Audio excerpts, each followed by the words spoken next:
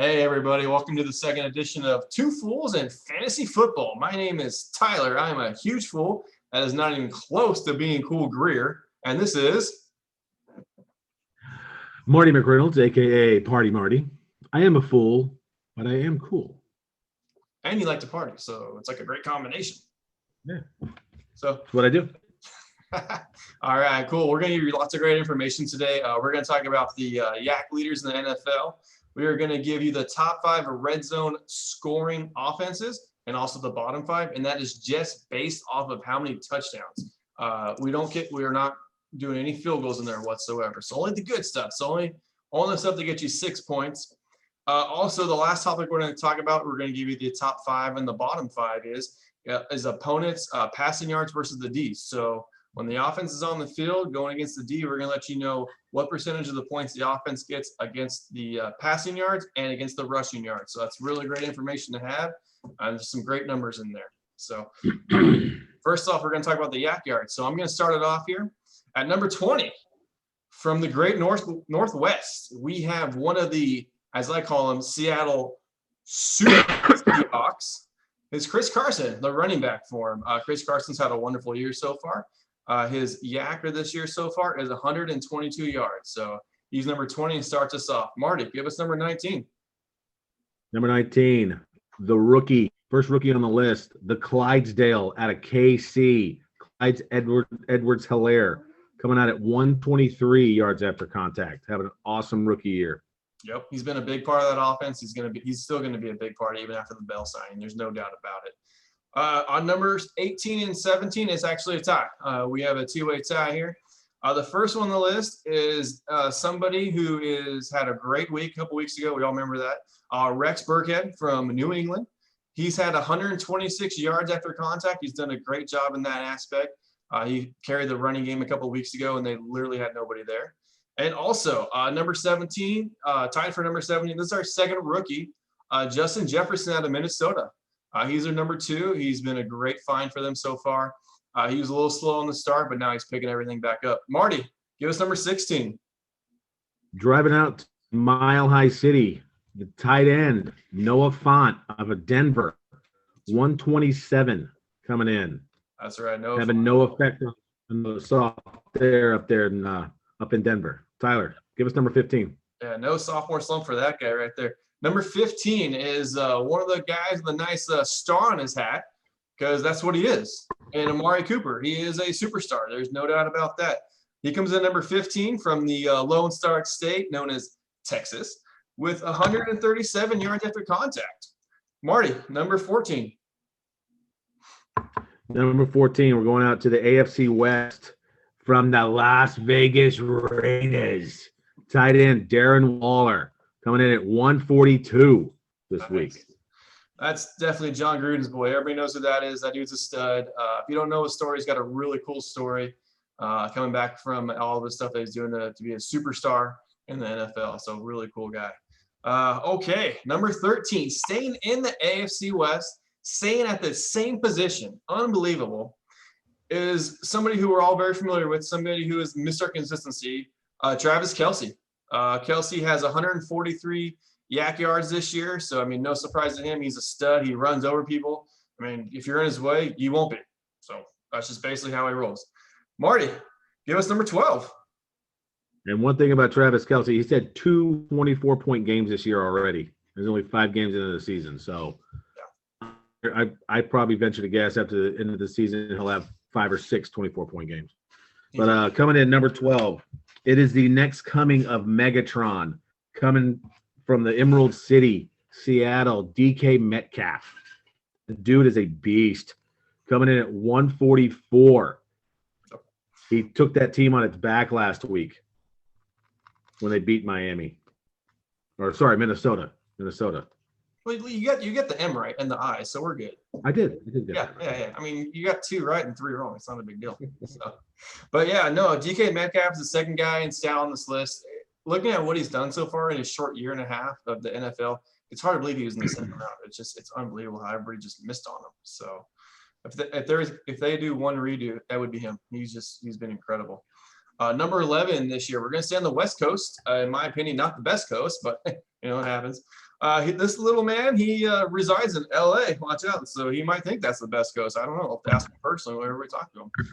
It is Mr. Consistency for the LA Chargers, Keenan Allen. This guy this year, he has 151 yards after the catch. Keenan Allen, #1 receiver, catches everything. The dude is a ball hog. He's incredible. Awesome. Nothing else you can really say about him. Marty, take it away. Number 10. Number 10, we're going out to Florida, the Orange State. Jacksonville Jaguars running back James Robinson coming in at 106 yards after contact. The guy's having a monster year. Yeah, no, he is. He's an undrafted rookie. He's incredible. He's taken over the Leonard Fournette role. When they cut Leonard Fournette, everybody was kind of had an eyebrow raise, kind of like this. But, he's definitely proved all the doubters wrong. So, number 9, I get the pleasure of going back to LA. And this time we're going on the same stadium, just a different team. Los Angeles Rams. Mr. Robert Woods, a.k.a. Bobby Trees. He has 170 yards after the catch this year for the LA Rams. Marty, number 8. All right, number 8. We're going out back to the East Coast. Going out to Carolina, the Panthers. Mike Davis, running back, sitting at 171 yards after contact. The dude has had 3 22-point straight games. He's given CMC a run for his money. But as soon as CMC comes back, who knows? They may trade him. They may not. Who knows? He'd be a great backup for CMC anyway. Yeah, keep an eye on that. The way the running backs are going out of the way they're losing guys left and right in the NFL this year, COVID-related, not COVID-related, injury-related, he might be a really good guy to keep on your roster after the fact too. And he might get traded too because his value is so high. Like if you're Carolina, why not? Maybe get him for, whatever piece you need to add on to that team. So it might be a really nice trade piece somewhere down the line. I'm not saying you should be trading any team, but the Jets, just saying, it's not a big deal. So, number 7, we're going back to the West Coast, man. I guess I got all the California boys. I guess I just need one more for the Beach Boys, and we'll be surfing or something. Cooper Kupp for the Los Angeles Rams. Yeah, I know. I use a cheap Beach Boy reference. I'm showing my age. I get over it. Cooper Kupp, so 175 for the Los Angeles Rams. So him and Bobby Woods are the second set of teammates on the list behind Chris Carson, DK Metcalf. Marty, number 6, take it away. Number 6, we're going to zone. The reason Bill O'Brien was fired because he traded away the best receiver Houston's ever had, DeAndre Hopkins, sitting at 176. The guy's had 4 20-point games this year. I'll get my numbers right as the video goes on. But yes, he's had 4 20-point games already this season out of 5. Come on. Yeah, 176 yards a catch. Hey, Bob, next time you get a coaching position, these guys don't grow on trees. Keep your best player. Just saying. Just saying. The guy catches everything. So, I know you're not going to get another coaching job, but just in case you do, write it down, okay? So, okay. Yeah. Coming in number 5, again, seriously, am I getting all the West Coast dudes or what? Austin Eckler for the Chargers. I'm done doing West Coast guys after this. There better be no more on the list. So Austin Eckler, obviously you know about Austin Eckler. He's basically the man that can do everything. Catches, runs. You can't tackle him because he's 5'4" and 120 pounds. That's why you can't. That's you touch him, then he just goes after it. But I know he's a little bit bigger than that. I'm just joking. All jokes aside. He's got 179 yak yards this year, and he's injured. He's only played a couple of games, maybe 2 or 3. He's been injured a little bit, so yeah. But that just shows you how great of a talent he is with a limited amount of time. He's still number 5 on the list. Very impressive. Marty, number 4, take it away. All right, going to my team. Feed him the ball. Zeke for the Cowboys, sitting at 182 yak yards. Third set of teammates on this list here. The dude, he's having a phenomenal year. It's horrible what happened to Dak, but Zeke, his lowest week he's gotten 17 points in 5 games. That's the low. I don't know what to say. I'm a loss for words. But yeah, Zeke, feed him the ball. Yeah. One stat I want to throw out there is the Cowboys have they've only ran the ball 1/3 of their plays, and they've passed the ball 2/3 of their plays. I think with Dak out, I think that's going to be an uptick for Zeke. I think they're going to run the ball more. So I expect Zeke to basically bust out. I know he's the top running back. You can't bust out as top running back, but I expect him to get more points from here on out. So I just do. McCarthy's smart. You feed it to your best player. Your best player is Zeke. Plain and simple. There's no other way of putting it. So okay, so on to Zeke, the feed me beast. We're gonna go to number 3. Number 3, again, a Carolina guy. So now we got another set of teammates with this gentleman and Davis. This is Robbie Anderson for Carolina, wide receiver. If you drafted him this year, you're having a great year. You're enjoying every single point he's getting you because he is number 1 on that team. He came in from the Jets. Obviously, I should have been a better evaluator with that. Realizing that Adam Gase is the Jets head coach and he ruins everybody's career. I should have known better. But Robbie Anderson this year is having 190 yak yards. So, hey, man, great job. That way to get a career boost, man, and hopefully you get paid for that. Great job, brother. Marty, take it away. Number 2. Yeah. All right. We're going to our nation's capital, to the Washington football team. Receiver, Terry McLaurin, over 200 yards after catch, 204 to be exact.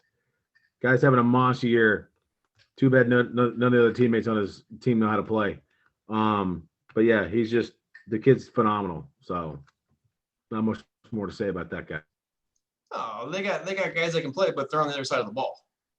They're not on the offensive side. That's that's right. Yeah. They got this guy named Chase Young. He's okay.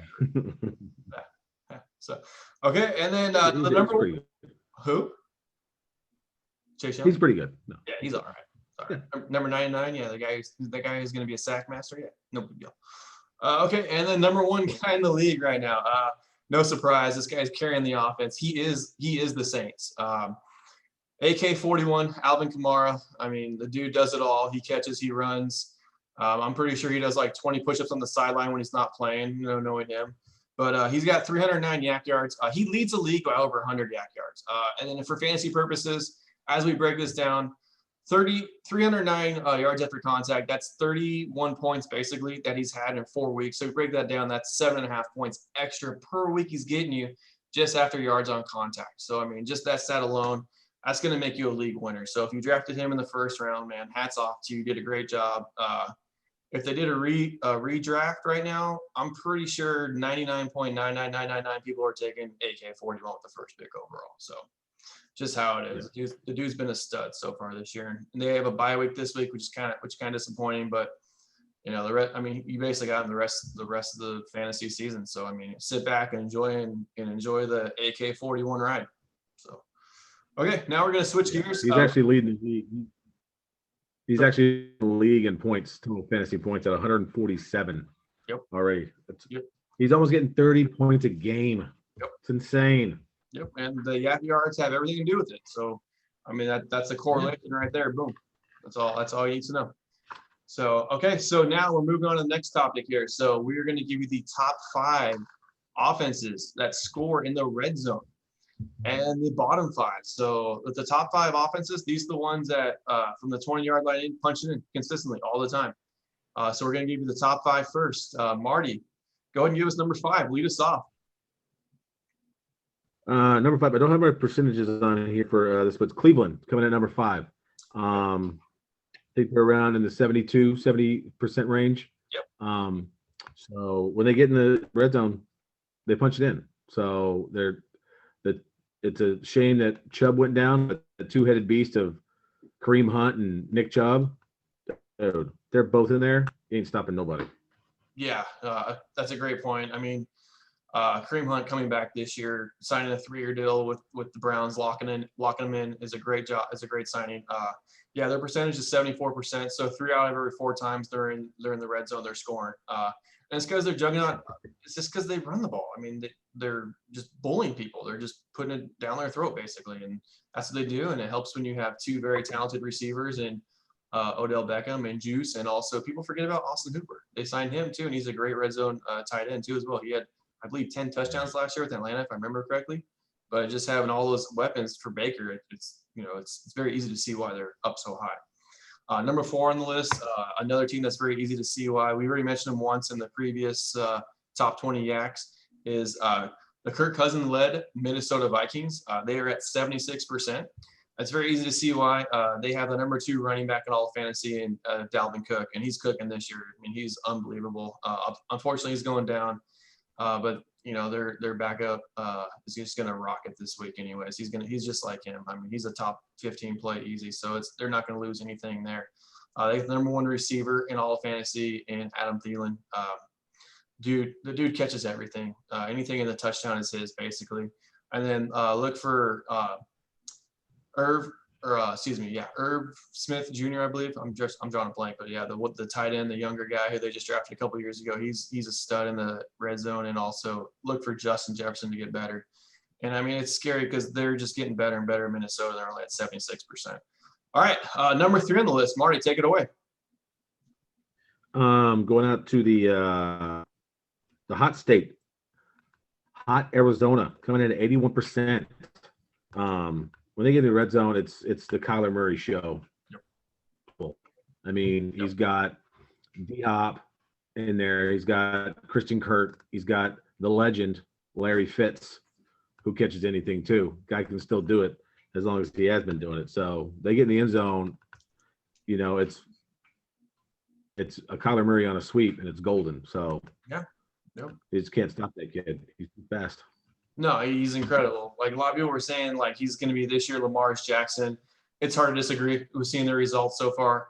I mean, every time he's in the red zone, they call his number. He looks to run. He looks to pass. He looks to do everything. But yeah, you can't stop one. Period. So he's a red zone stud. So number 2 this year for the second highest red zone scoring percentage is Tennessee, which I think might surprise some, but some people aren't surprised if you watch them on a regular basis. They have this dude who just takes souls and throws people on the ground. His name's Derrick Henry. You ever heard of him? Oh, man.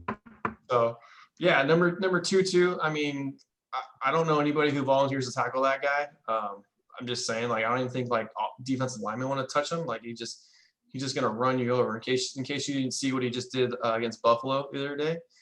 He basically took Josh Norman's soul. He Mortal Kombat Josh Norman on the field. It was pretty awesome. So, but yeah, Tennessee, and then they got a really sneaky good offense. I think people underestimate Brian Tannehill all the time. Again, he's an Adam Gase dude, coach killer. So, career killer. Excuse me. Got out of Gase's paws, man. Miami, went to Tennessee, had us hit a couple games, and boom, he's just doing great. He's doing great things over there. Very underrated quarterback. They got a number 1 receiver in A.J. Brown, and they have the most underrated tight end in all football in Jonnu Smith. I know I didn't say that right. Jonnu Smith. He took over the place last year as number 1 tight end. He had 2 touchdowns last game. He's the most underrated tight end in the league. He is a superstar that's not known yet. So keep your eye on him. Tennessee, number 2. Marty, number 1. Number 1, Great Northwest, Emerald City, Seattle. Russell Wilson have a career year, MVP style year this year. DK Metcalf, Tyler Lockett, Chris Carson. It's 89%. They score touchdowns in the red zone. 89. It's almost a given. Yeah, you can't stop DK. He's too big. He's too fast. He's too strong. Chris Carson, too fast. It's just they're too good. And Russell Wilson's just amazing as well. Well, when you get in the red zone, I mean, how do you stop him? Who do you cover? Like, you cover Lockett, right. He's gonna break off. You cover DK. Then Wilson's gonna have a free open lane. It's just there's too many weapons, and Wilson to me, he's got to be, if not the smartest quarterback, in the top 2. I mean, he just breaks everything down like right away, and knows what to do before the play even starts. It's incredible. Like, dude is just film study is just he's just above and beyond anybody else. Okay. Awesome. Now you got the good news. You got the offenses that you want to have in the red zone, the guys who are going to score, the guys who are going to get you 6 points. Hopefully. No, I'm just joking. No, they will. Now, this is the teams that it's bad news. You don't want them. If you got guys on their team, don't expect them to score, but hey, pick up their kicker because those points count too. Right. So, there is a golden line in there. So the bottom 5 guys, if they get close enough, they're probably not going to score. But hey, if they get their kicker, get those free points. So that's what it's all about, and make sure they have a good kicker. Yeah. So, so I'm gonna start with number 5. It's the Mile High City, which I don't think is a surprise. They've had a lot of quarterback issues. Their quarterback that they were supposed to have this year has been out basically. I believe he is going to return on Sunday, Drew Luck. But it's Denver. Denver's had a tough season. They lost their number 1 receiver at the beginning of the year. They lost Drew Luck right at the beginning of the year. Noah Fant's now hurt. He's not going to be playing this game. That's a huge loss too as well. But they're just decimated. Philip Lindsay's been out. He's just about to come back. Melvin Gordon had a rough week to say the least. I'm not going to go into details on that, but he's not going to be playing on Sunday. So Denver's been decimated, and it's easy to see why they're only at 46% in the red zone. But they have a great kicker. Even Noah Fant's not playing. Isn't playing Monday either. No, he's an ankle injury. He didn't even travel with the team. Yeah. So they're without their tight end also. Number 2,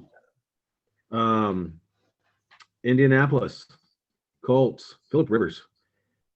They're sitting at 42%. Phillip Rivers just can't do it anymore. I love the guy. He's got a great attitude, great work ethic, but I just don't think the guy has it anymore. I mean, their defense is phenomenal, but just their offense just can't get it in the end zone. So 42%. So less than half the time they get in the red zone, they're getting a touchdown. So just not doing it this year.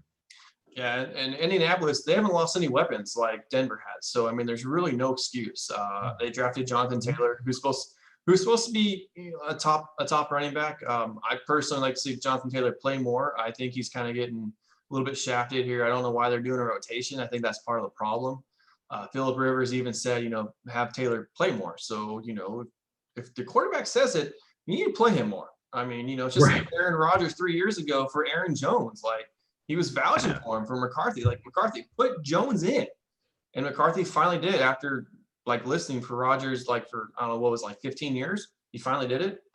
So, just whatever. But, yeah, just put Taylor in, put your best players in. I don't know how hard it is. I'm not an NFL coach, but kind of simple math, and who knows, maybe they'll go from 42 to 50% if they play their best players. So, and then maybe get a quarterback. I'm just saying, Phillip Rivers, I agree. I think he's shocking how that works. Yeah, it's crazy. But yeah, Phillip Rivers, I agree with Marty. I think he's done. Same, I mean, all due respect to the man, he plays with his heart on his sleeve. He's awesome. He doesn't cuss. He has 8 kids, a beautiful wife, family. He's got a high school job lined up after he's done playing. So, if this is his last year, man, best of luck to you in retirement, brother. So, Marty, number 3, go for it. Oh, you want me to number 3? We got Cincinnati coming in 36%. Joe Burrow is doing his best. He's got a aging receiver, AJ Green, hasn't been producing that much, but he's got T. Higgins and Tyler Boyd this year too. Those have been great people too. Joe Mixon hasn't produced as well as everyone had drafted him, thought he would be doing this year. Joe, they're sitting at 36%, so almost a third of the time they get to the end, they get to the red zone, they got a kick. So Joe Burrow's just in. But I regret that being a rookie. I mean, he's coming into a league that had no preseason games, which rookies definitely need. Yep. Being their first year, they need those preseason games, and he's like, "Hey, week 1, go out win us some games." So, but no, Burrow, he's had a few decent games, but he'll get better. He'll get better. Yeah. Well, the thing with Joe Burrow too in Cincinnati is they play the Steelers twice and the Ravens twice, and now you can even put Cleveland and the Browns. And yeah, you can put Cleveland in that situation, in that conversation now too. I know the Steelers' pass defense hasn't been as great as it this year has been in years past, but I mean, you're playing 6 very tough games just on the get-go, and they got the Colts on the schedule right now too. So off the top of my head, that's 7 incredible defenses he's got to face. So yeah, his learning experience for a rookie is going to be quick, and then he's shown a lot of great chemistry with T. Higgins, the 2nd-round pick they got this year. So I think the future looks good for the Bengals. I think a lot of people are thinking that on the same bandwagon with me. How soon that future is going to come to fruition for them to turn it around, it's tough to say because they're in such a good division, a consistent division. So you just hope they're competitive, and it's a good 4-way division next year. That's all we can really hope for. So number 2, man, this doesn't come as much as a surprise. Number 2 and number 1, they come from the same city. They come from the same stadium. They play on the same crappy turf. Ask the Niners, so they'll tell you. But actually, the number 2 team is the New York Giants. Big Blue for some of you out there. It's been they had a tough first 4 games. They had a tough quarter of the schedule for them, but they're at 31% for getting in the end zone for the red zone to get a touchdown in there. And it's, I hate to blame it on one injury, but man, Barkley was the team. He is the team. He always will be the team as long as he's there. Losing him, you lose basically, I'd probably say at least 50% of your offense, easy. When he went down, the whole Giants team was having a tough time as it was. It made it even harder then.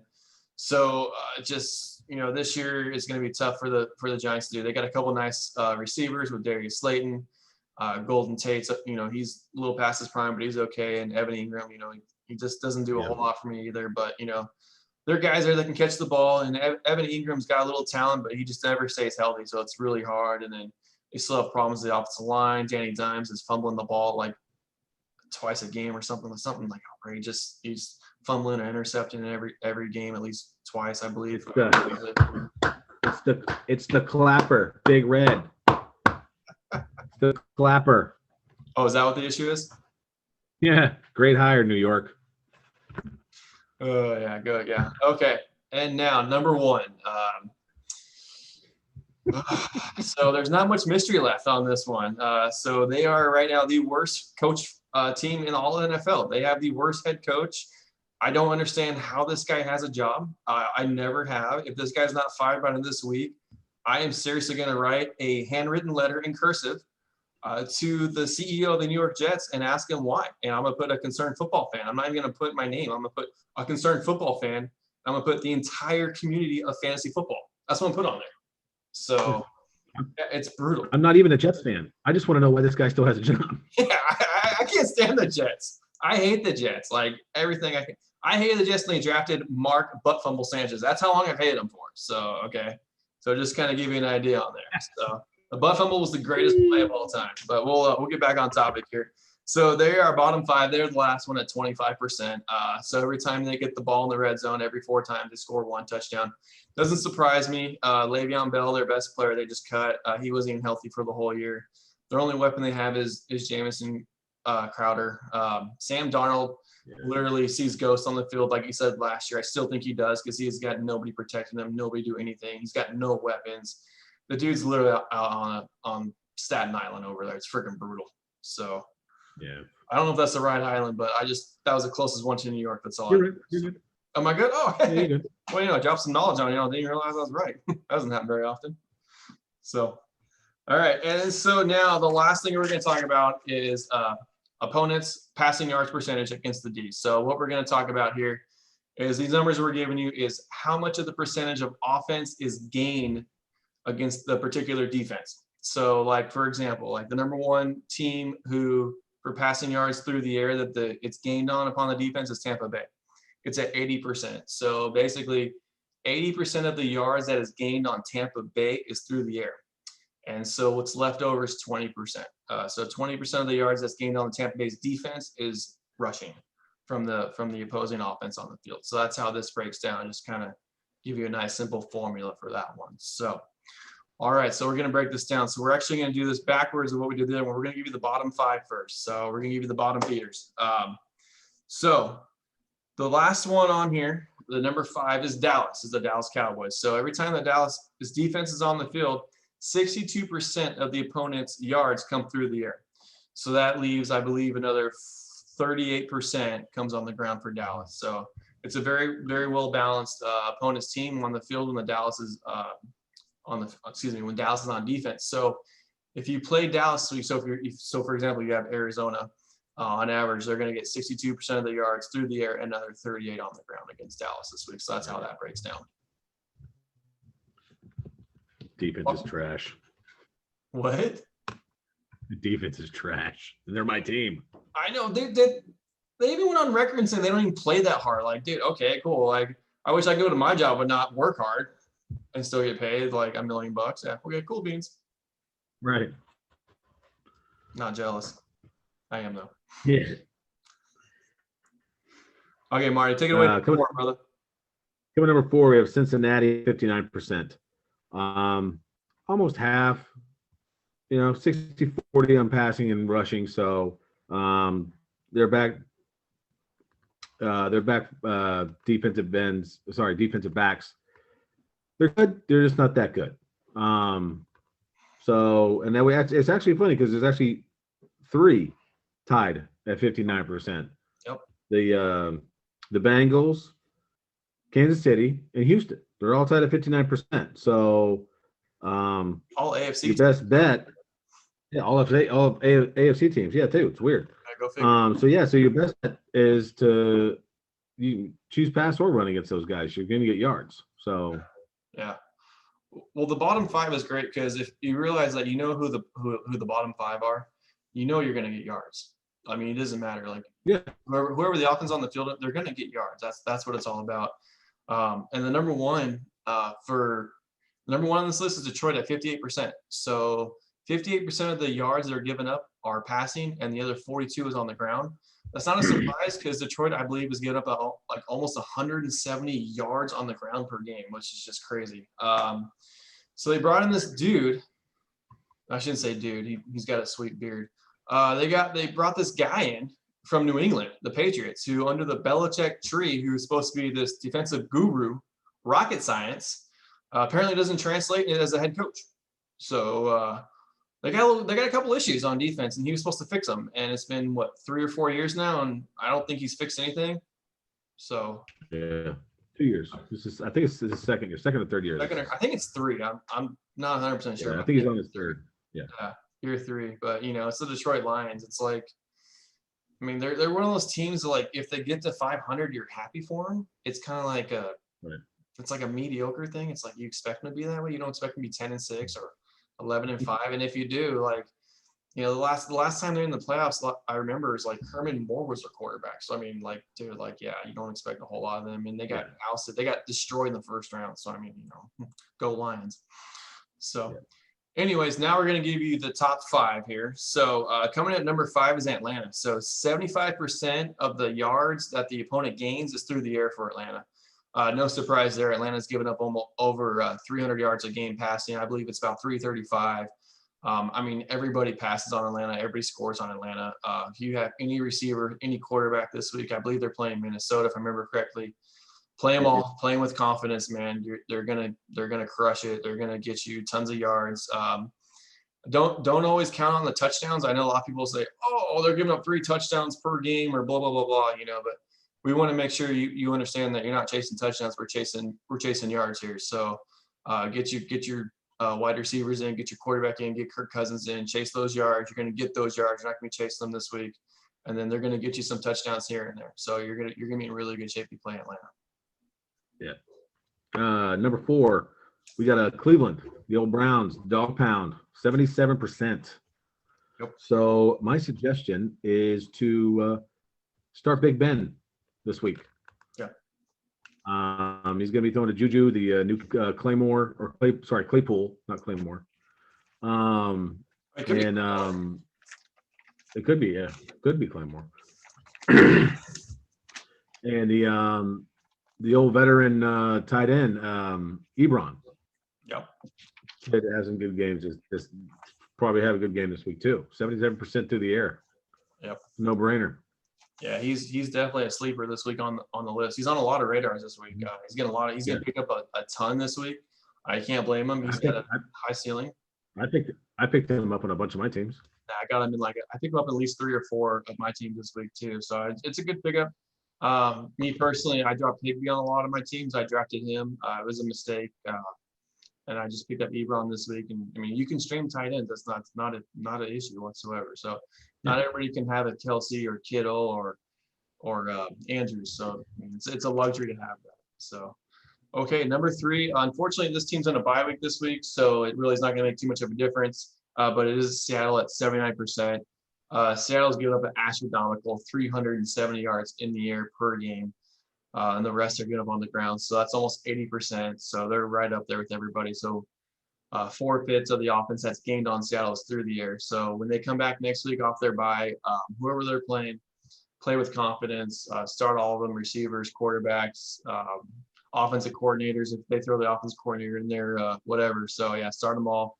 Seattle's they're gonna give up plenty of yards this year, and they're also gonna get plenty of yards this year. So Marty, number 2. We were just talking about them.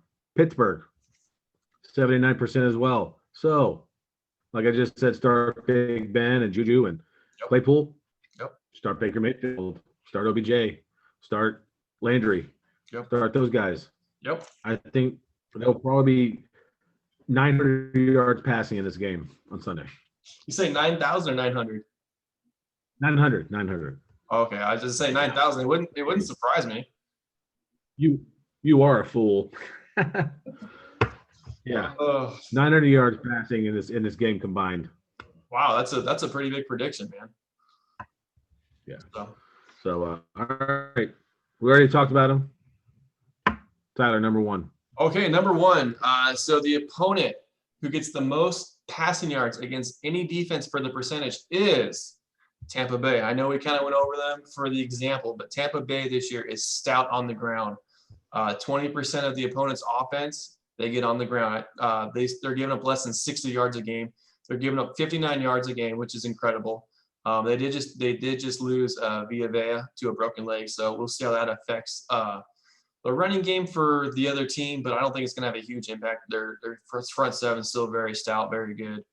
So that means that if you're going to play Tampa Bay, so pass the ball, throw the ball in the air. This week they have the Green Bay Packers. We all know Rodgers is on the revenge tour, man. I don't know why they got a first-round pick and spent on a quarterback. Nobody knows that. It's the mystery. It's kind of like 1A and 1B. Like, what do you think is a bigger mistake? Drafting a quarterback for the Packers or trading DeAndre Hopkins to the freaking Cardinals? It's like, man, I don't know, man. It's like I don't know which franchise was dumber, or I shouldn't say franchise. I should say Bob. Like, let's be honest with you. He was the franchise of Houston for some reason. I don't know why they did that.